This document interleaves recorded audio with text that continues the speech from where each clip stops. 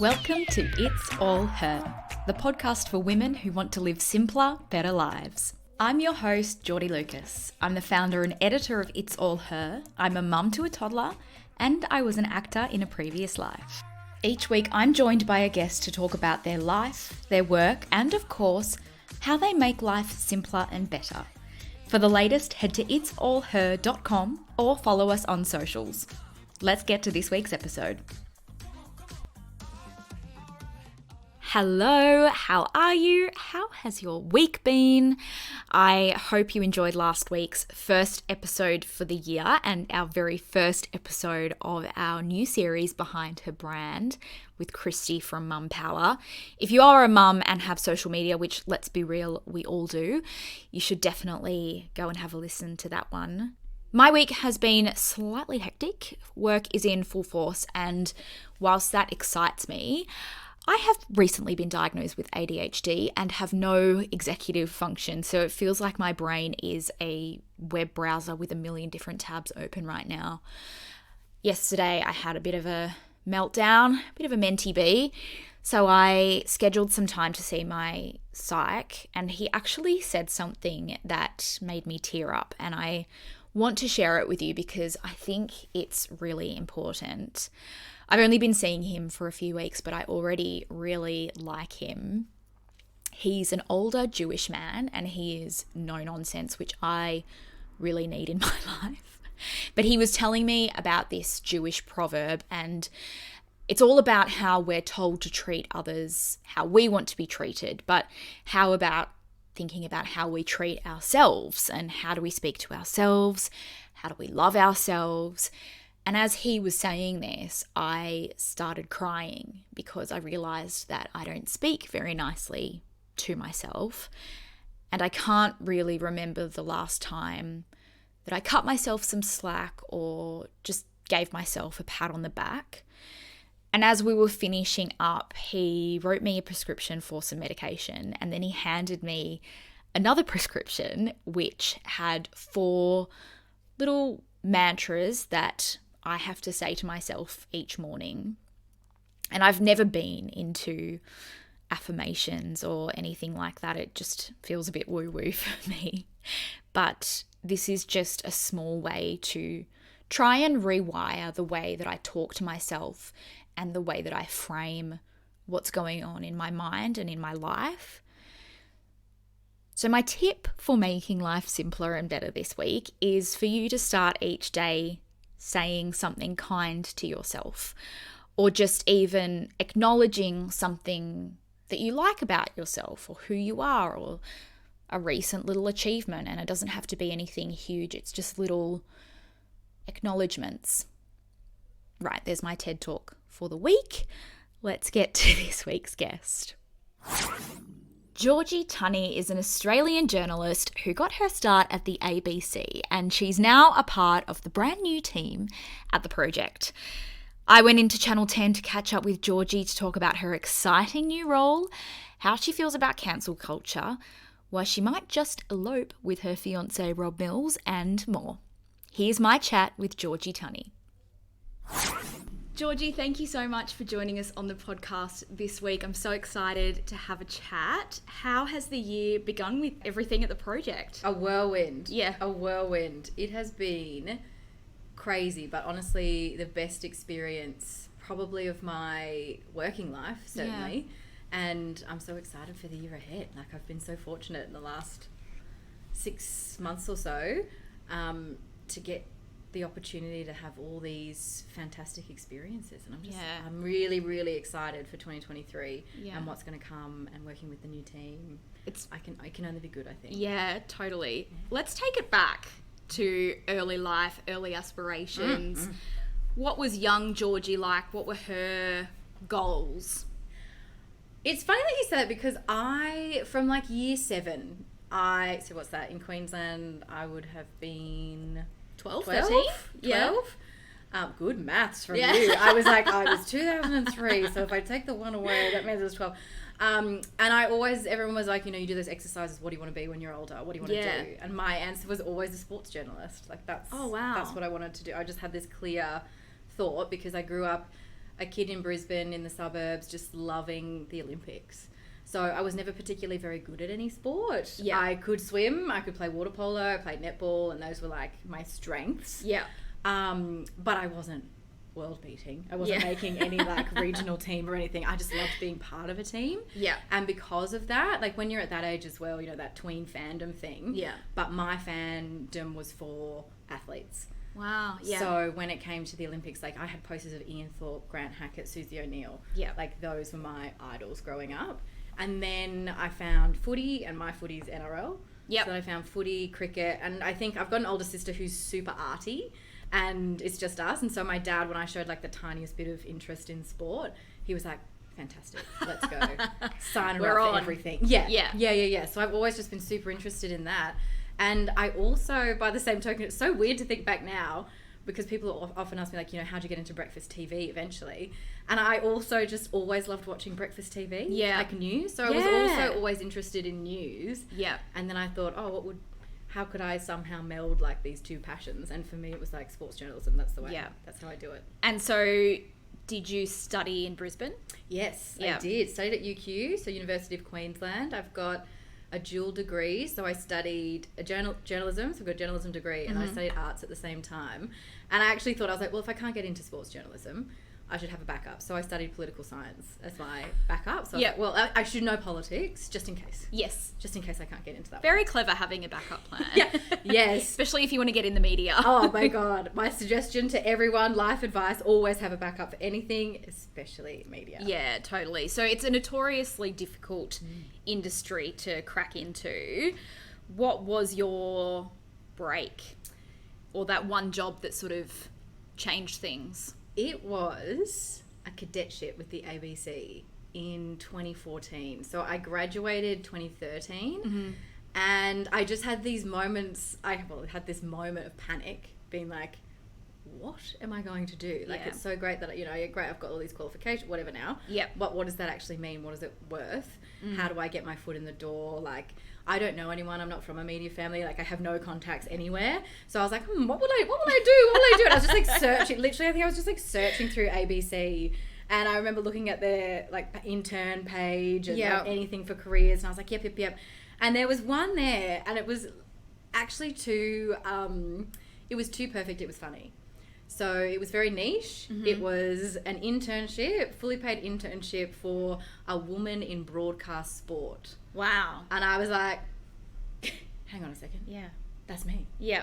So I saw it and I was like, and they asked, you know, your resume and all this. And I was like, I've got absolutely nothing interesting to put there, but I'll go for it. And then crazily enough, they called me and said, you've got an interview. We're going to fly you to Sydney. And then I remember walking into the doors and there was this big boardroom and I had the big boss of ABC Sport at that time. Yeah. And there was a quiz on the desk and it was like to test your knowledge about how much sport you actually did know. Oh, wow. And I remember I got about halfway through and I thought, I failed this. That was the only test in my life. I'm such a nerd. I'm such an academic. I was like, it's the only test in my life I've failed. And I was like, well, that's such a shame because I actually really wanted it. And it wasn't until that point that I was like, oh, it would have been fun to get that. Because I was just like, I've not got it. And then a week later, I was working in my retail job at Sunburn.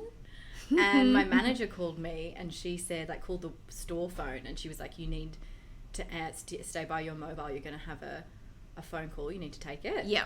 And I remember I took it and it was them being like, we'd like to offer you the internship. And I had to move in 2 weeks. So I moved from Brisbane to Sydney. And then, I was full into it. Which was crazy. Yeah. And what was that like, cutting your teeth in at the ABC, one of the most respected news outlets in Australia? Like, what was that like? It was hands down the best training ground I possibly could have had. Yep. Because I always had wanted to do broadcast media and I got the opportunity to do that.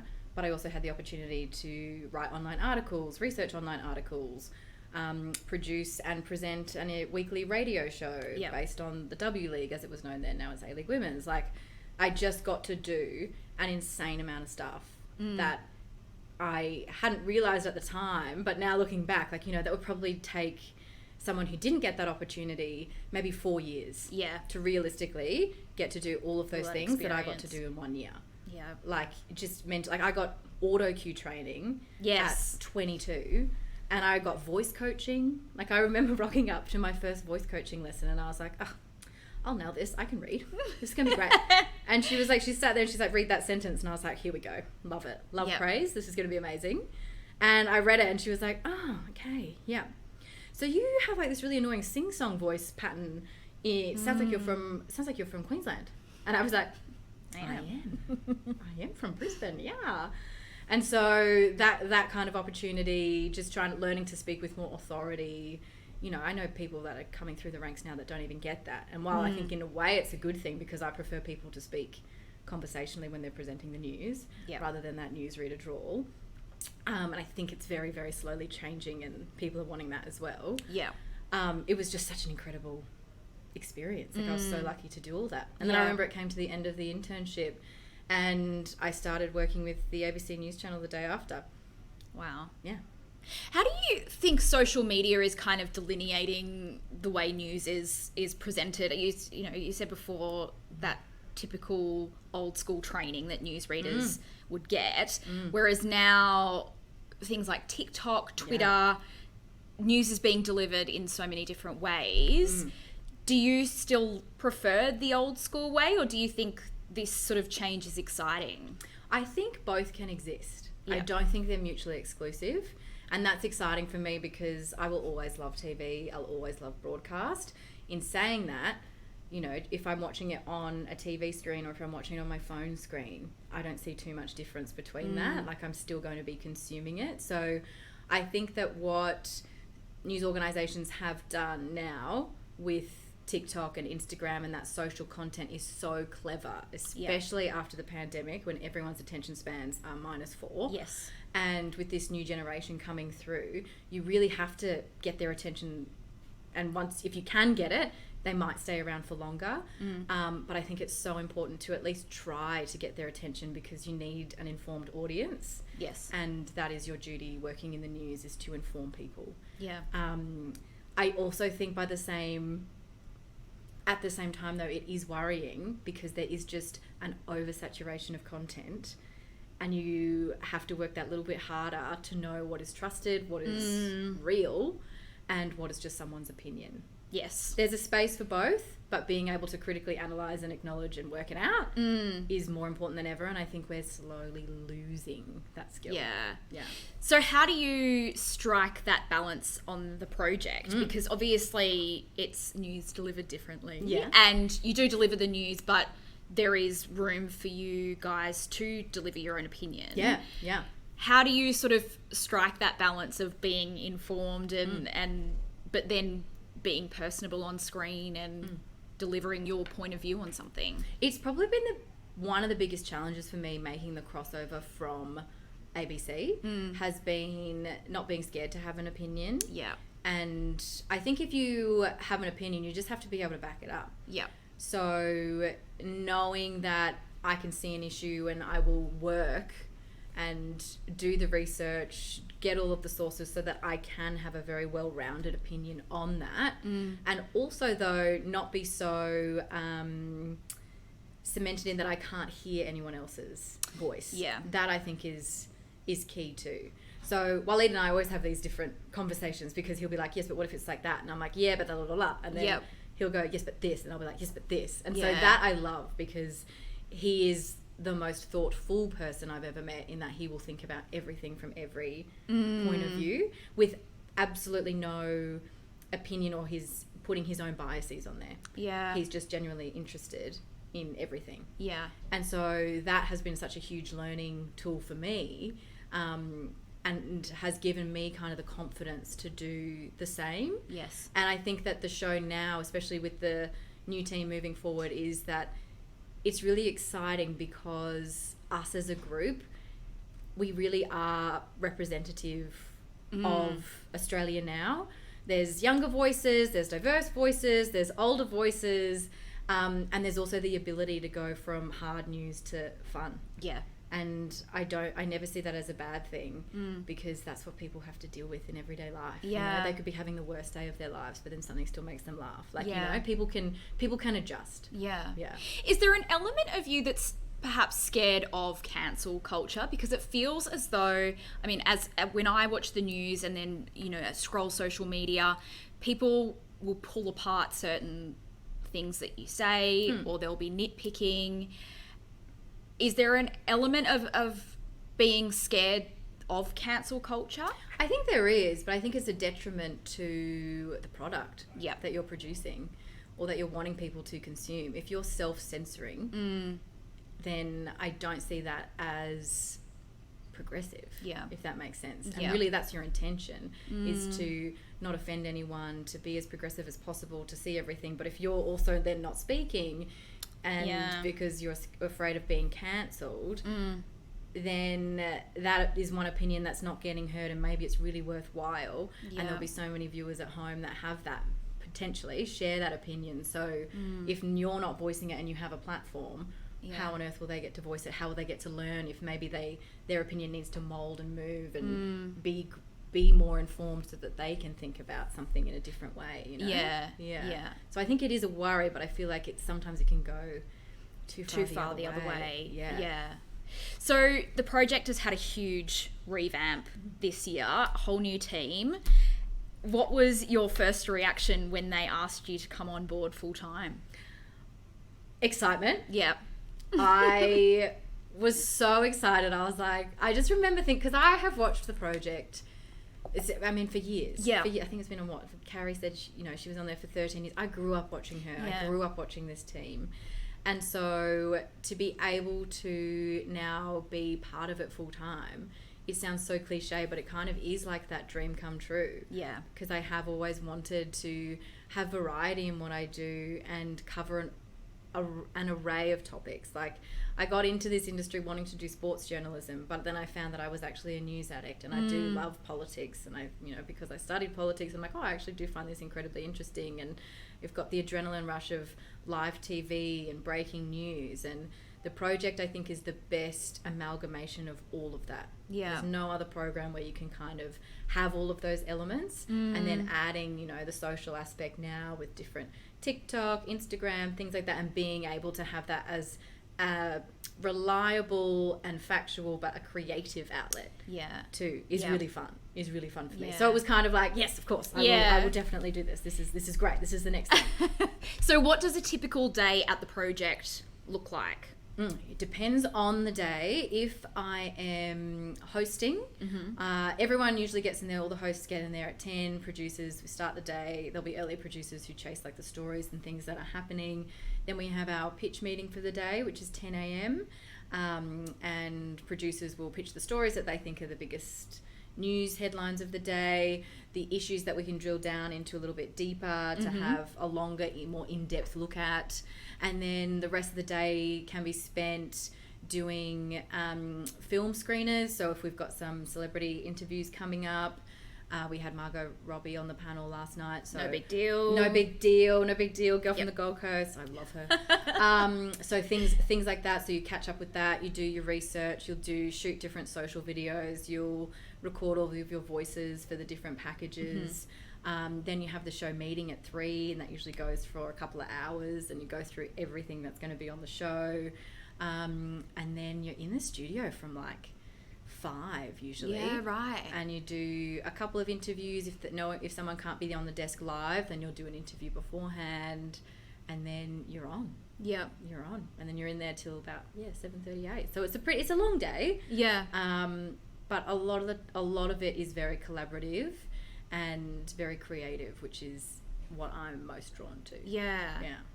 So, bit of a change of pace, but you are engaged to Rob Mills. Yeah, I am. That is so exciting. How are you finding planning a wedding? Oh, do you know what? It's actually really simple right now because I've done absolutely nothing. Really? Okay. Absolutely nothing. My 2 best friends, they live overseas, and they're just like, so what are the details? We need to know things, all of this. Yeah. My other bestie, he lives in Sydney, and he's like, what's happening? when do I need to take time off? What's going on? All of this. And I'm like, we've got nothing. Yeah. We've got absolutely nothing. So I'm a terrible planner. So am I. My husband did most of our wedding planning. This is good. Yeah. I may need you to tell me. But Dude, also, Robert's a terrible planner too. Oh, okay. So that's a shame. Both of us are bad planners, so that's not great. I think because both of us, our jobs are quite intense and they're quite full on. You might find the same. Like, it's very loud a lot of the time. Yep. So whenever we're like away from work, we're kind of the complete opposite. So we can be super like regimented, ultra organized in the office, and then we're home and we're like, blah. Yeah. What's happening today? No idea. What's happening in a year? Who knows? Who knows? Yeah. Like, so we've actually done Just elope. nothing. Honestly. You know what? That's where we're more leaning towards, and having like close family there and the closest friends. But yeah, it just seemed when neither of us are keen to have like a big wedding. I'm not a gown person. Like, I just can't think of anything worse. So yeah, it will definitely not be a big affair. It'll be tiny. Yeah. And most people probably won't even know that it happens, to be honest, when it happens. Yeah. So I actually heard his interview with M. Raciano last year about his book, and I was really surprised at his depth of character, which is something that I feel like they have kind of kept a bit of a secret from us. Yeah. Were you surprised when you met him? Did you have an idea of perhaps who he was going to be, the kind of guy he would be? Oh, definitely. Versus what you got? Yeah, definitely. Yeah. Definitely. I remember when he first reached out, he slid into my DMs on Instagram. I heard that. Yeah. He was a huge News Breakfast fan. So Breakfast TV, guys, that's where you meet people. And just it's worth those 2 a.m. starts. Yeah. And I remember like thinking, I was like, oh, this is probably just a fun time. Yeah. Who knows what it is? Like, let's just see how this goes. Yeah. And what struck me, the more and more I got to know him and the more often we saw each other, was just that he was there were so many facets to him that I had completely overlooked. Not that I knew him at the time, I knew of him. Yeah. But I was like, I'm not going to hold it against me for not knowing that. Yeah. And he's honestly the most generous person I've ever met. I think he's the most emotionally intelligent person I have ever met. And that was new for me. In a dating relationship sense. Yeah. I'd never dated someone who was that together emotionally. And I was like, oh, okay, wow. All right then. This is a nice change. Yeah. In a way that challenged me, because I'd like to say that I'm pretty intelligent, up with it, like can really read people well. And he's just like off on another stratosphere. Yeah. It's crazy that isn't shown in the media that he does, because you just wouldn't get that from, he's Millsy from Idol. You know what I mean? Yeah. It's interesting how the media portrays people in a certain way. Yeah. Have you ever interviewed someone else who has really surprised you?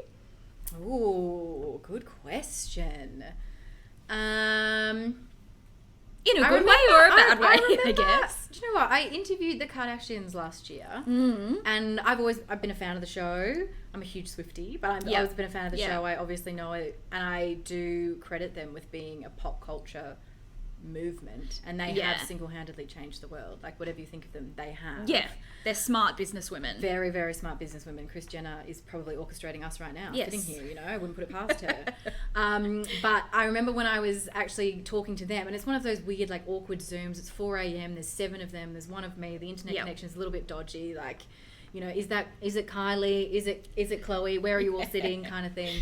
And I remember, though, being pleasantly surprised with how engaged they were, because I remember thinking, like, of course they were polished and they weren't going outside of their boundaries, but I remember thinking that they were actually so much warmer than I was expecting, and maybe I had judged them on being just this absolute facade, but there was still people within there, within that facade, if that makes sense. Like, I could see the humans there, and it's like it's weird. It's kind of like saying I'm a Swiftie.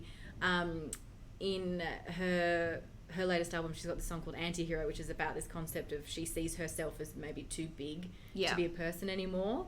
And that was kind of the vibe that I got from them. I had thought that they were too big to actually be humans. Yeah. And then I met them and I was like, oh, you're actually lovely. You've got your own shit going on.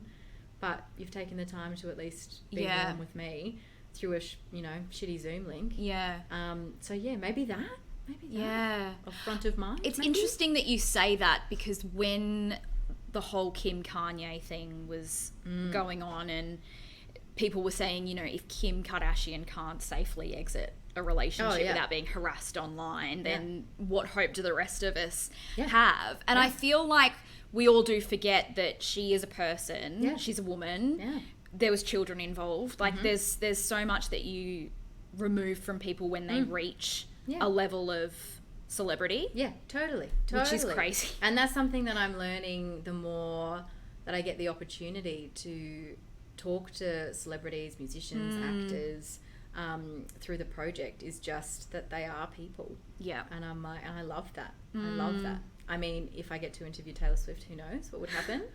I've got great TV, I could faint, I could cry, I could throw up, who knows? Who knows? Yeah. I'm not sure if I could see her as her. Yeah. Fingers crossed I could. But everyone else that I've, had the privilege of talking to, it's just been pretty lovely. Yeah. Yeah. So at It's All Her, we're all about keeping life simpler and better for women. How do you do that for yourself? Oh, God. Excellent question.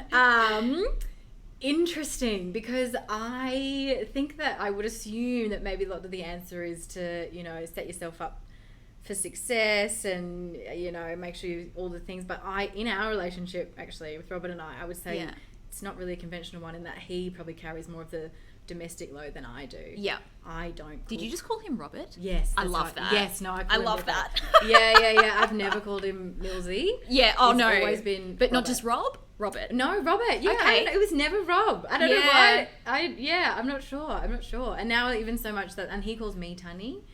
So, like, his friends, they'll call me Tunny, and then my friends call him Robert. So it's like, you'll be able to, if you like just met a random friend of ours, by whatever they named us, you'd be like, you'd know who. You know her through. Right. Got it. And sorry, what was the question? How do you keep life simpler and better for yourself? Yeah. I know this is like an anti-feminist statement, but if you can have an amazing supportive partner, that's really helpful. But if not, then the one thing that really does keep me grounded and sane, and it's not, I would say, an organizational help, because I am pretty scattered and everything's chaos, schedule's always changing, so I find that really hard to regulate and set in stone different habits to set me up for success. So I can only say is just build your network of people around you and build it well. Like if you have a core group of people, I've got my 2 best girlfriends who live overseas, my bestie in Sydney, like they're so important, because when you're having a crap day and nothing is making sense and everything, you just need someone to be like, it's okay. Yeah. This is fine. Happened to me too. Yeah. I do this as well. I've had 48 emotional breakdowns today. Do not worry. You're fine. You're doing okay. This too will pass. Yeah. And I feel like that is something that at least makes life a little bit easier for me, because a lot of the stuff that, especially in my schedule at the moment, I can't control. Yeah. But I can control who I surround myself with and who I let in and who is worth my energy. Yeah. And vice versa. Yeah. Yeah. So it's not a great life hack, but if you can nail it, it's the best thing ever. Yeah. Well, Georgie, thank you so much for jumping on the podcast with us this week, and we'll catch you on the project, girlfriend. Yeah, guys, keep watching. Love it. Thank you so much for listening to this week's episode of It's All Her. If you've loved this episode, please rate, review, and subscribe wherever you listen. Stay tuned for next week as we go behind her brand with Sophie from Australian Birth Stories. Have a great week.